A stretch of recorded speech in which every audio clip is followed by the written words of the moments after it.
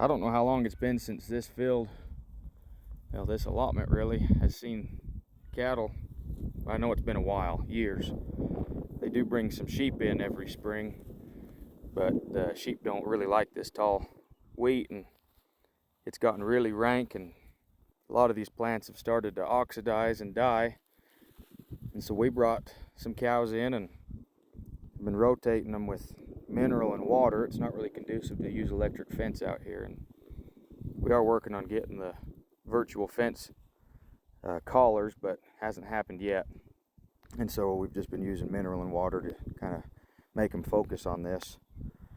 So anyway, you can see that this plant right here started to oxidize and die, but the cattle have grazed it off.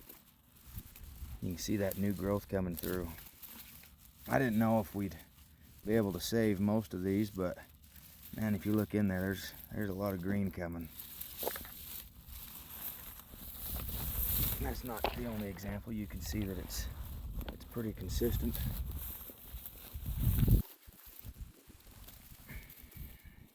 This is the problem with not having cattle on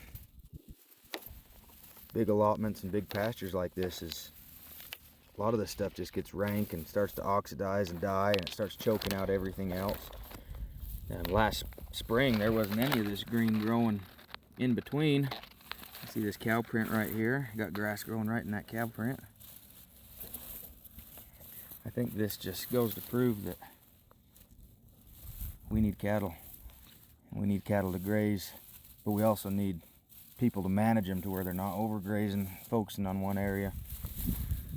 I certainly don't know everything. I'm learning more and more every day, but what I do know is it looks a hell of a lot better now than it did last fall when I put my cows on it.